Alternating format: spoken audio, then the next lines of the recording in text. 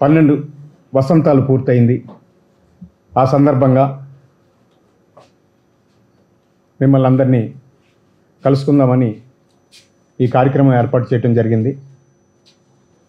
ఎందరో పెద్దలు, రాజకీయ నాయకులు, సినిమా పెద్దలు, జర్నలిస్ట్ పెద్దలు, నా సోదరులు నన్ను నమ్మి ఇన్నేళ్ళు నన్ను నిరంతరం దీవిస్తూ వస్తున్నందుకు మనసా వాచా కర్మేణ వారందరికీ, నా బిడ్డని ఆశీర్వదిస్తున్న వారందరికీ పాదాభివందనం. ఈరోజు పేదరికాన్ని ఎవరూ నిర్మూలించలేం, కానీ పేదవాడికి గుండెల నిండా ధైర్యాన్ని మాత్రం ఇవ్వవలసిన బాధ్యత మనందరిది అని మేము అనుకుంటూ, మా టీం అంతా అనుకుంటూ, మరొకసారి మా పక్కనున్న వ్యక్తులు కూడా చెప్పడమే మా ధ్యేయం. అందుకే ఈ కార్యక్రమాలు అలా చేస్తూ ఉన్నాం. అవసరార్థులే కాకుండా ప్రకృతి విలయాల్లో కూడా ఎవరైతే బాధపడుతున్నారో వాళ్ళందరినీ ఆదుకోవడానికి నిరంతరం మేము ప్రయత్నం చేస్తూనే ఉన్నాం. ఆ రోజు కేరళ ఫ్లడ్స్కి కానీ, తిత్లీ తుఫాన్కి కానీ, కర్నూలు ఫ్లడ్స్ అప్పుడు కానీ, హైదరాబాద్ ముంపు బాధితులకు కానీ, రీసెంట్గా విజయవాడ ముంపు బాధితులకు కానీ, మళ్ళీ వెరీ రీసెంట్గా హైదరాబాద్లో ముంపు బాధితులకు కానీ వాళ్ళని ఆదుకోవడానికి మా ప్రయత్నం మేము చేస్తూనే ఉన్నాం. మేము ఎంత బాగా ప్రయత్నం చేస్తున్నామని మేము అనుకుంటున్నాం అంటే, ప్రతి నెల మా బ్యాంక్ బ్యాలెన్స్ 0 అవుతోంది. అంతవరకు మేము చేస్తూనే ఉన్నాం. కాబట్టి చాలా సమస్యలు చెప్తున్న అవసరార్థుల అవసరాలని అందుకోవడానికి కొంచెం ఇబ్బంది పడుతున్న మాట వాస్తవం. అయితే మీ అందరి ఆశీస్సులతో మేము ముందుకు సాగుతామని, ఇంకా బలపడతామని మా నమ్మకం. ఈ సందర్భంగా నిరంతరం మమ్మల్ని ఆశీర్వదిస్తున్నటువంటి నామగిరి రాంభద్రరాజు, వెంకట సంజీవ్, కిరణ్ కర్నాటి, అన్నయ్య మెగాస్టార్ చిరంజీవి గారు, అలాగే వివి వినాయక్ గారు, హీరో శివాజీ, రామజోగయ్య శాస్త్రి గారు, వక్కంతం వంశీ, హీరో కృష్ణ గారు, అమ్మ విజయనిర్మల గారు, కొరటాల శివ గారు, డైరెక్టర్ మారుతి గారు, మా అన్నయ్య జోగినపల్లి సంతోష్ కుమార్ గారు, మరో అన్న మా అన్న తలసాని శ్రీనివాస్ యాదవ్ గారు, Telugu TV and cine junior artist union వారు, లైన్ వై కిరణ్ గారు, బన్నీవాసు గారు, జయలలిత గారు, జడ్చెర్ల మంత్రవాది రఘురామ్, పి సత్యనారాయణ రాజు గారు, మంతిన వెంకటరామరాజు గారు, వాకాటి నరసింహస్వామి గారు, చదలవాడ శ్రీనివాసరావు గారు, మ్యూజిక్ డైరెక్టర్ కోటి గారు, దంతులూరు వెంకట రామరాజు గారు, జయలలిత గారు, చెన్నమనేని రమేష్ రావు గారు, ఓబులేష్ గారు, వీరబాబు గారు, అదేవిధంగా నా సోదరుడు పూరి జగన్నాథ్, శ్రీ హరీష్ శంకర్ గారు, హను రాఘవపూడి గారు,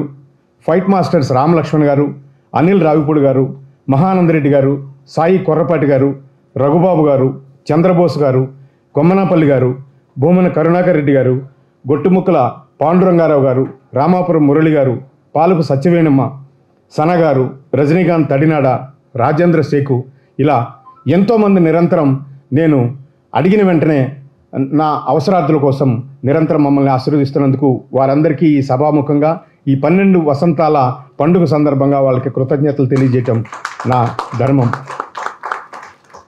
నేను జర్నలిస్ట్ జి కృష్ణ గారి శిష్యుణ్ణి.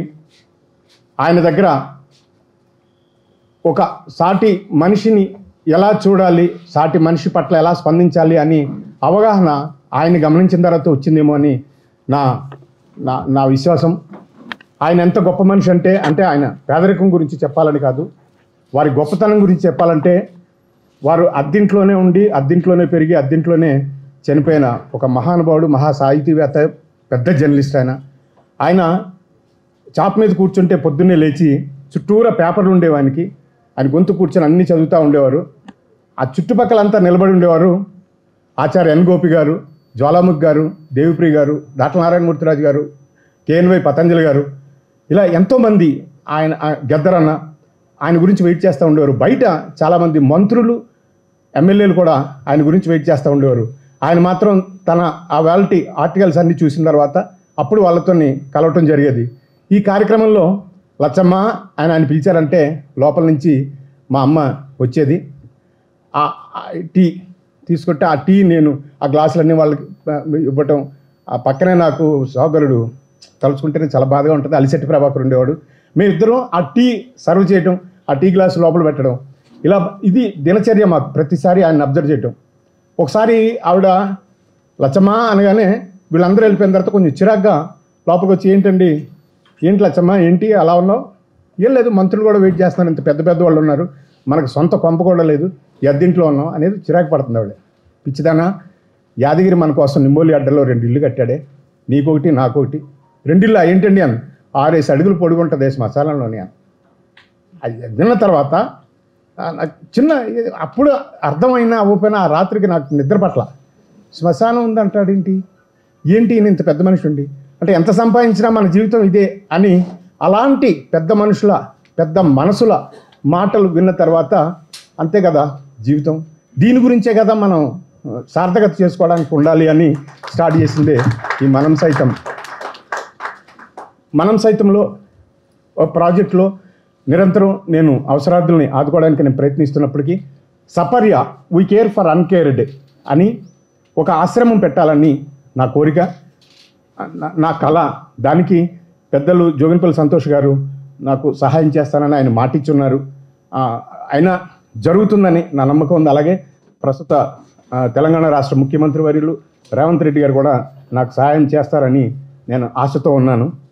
ఎందుకంటే అంటే నేను రెగ్యులర్గా మధ్యతరగతి ఆశ్రమాలు చూసినప్పుడు, వృద్ధాశ్రమాలు చూసినప్పుడు చాలా దారుణంగా బాధాకరంగా ఆ సిచ్యుయేషన్ ఉంటే నేను దానికి డిఫరెంట్గా చేయాలనే ఉద్దేశంతో ఒక పెద్ద వాటర్ పాండ్ లాగా పెట్టి, చుట్టూరు ఒక వాకింగ్ ట్రాక్ లాగా పెట్టి, పెద్ద పెద్ద చెట్లు అంతా కూడా ఒక తోటలాగా పెంచి నాటి గ్లాస్ రూమ్స్లో పేషెంట్లు పెడితే ఆ పేషెంటు తను బతుకున్నంత వరకు బతికే ఉంటాడని, తనకు కావాల్సి వచ్చినప్పుడు చెట్టు, నీళ్లు, గాలి, మనుషుల్ని చూస్తాడని, తనకు అక్కర్లేనప్పుడు కట్టెన వేసుకోవచ్చని, ఇలాగా అతను అలా ఉండటం వల్ల బతికినంత వరకు అతను ధైర్యంగా బతకగలడు, తన ప్లేస్లోనే తను బతుకుతున్నాను, తన ఫామ్ హౌస్లోనే తను బతుకుతున్నాను అని ఆశ, అతనికి నమ్మకం ఉంటుందనే ఉద్దేశంతో అలాంటిది ఒకటి డిజైన్ చేశాం.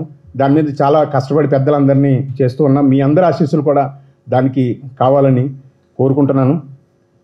అలాగే ఈరోజు మమ్మల్ని మనం సైతం బిడ్డని ఆశీర్వదించడానికి వచ్చిన పెద్దలందరికీ మరొకసారి మనసా వాచా కర్మేణ వందనాలు తెలియజేసుకుంటూ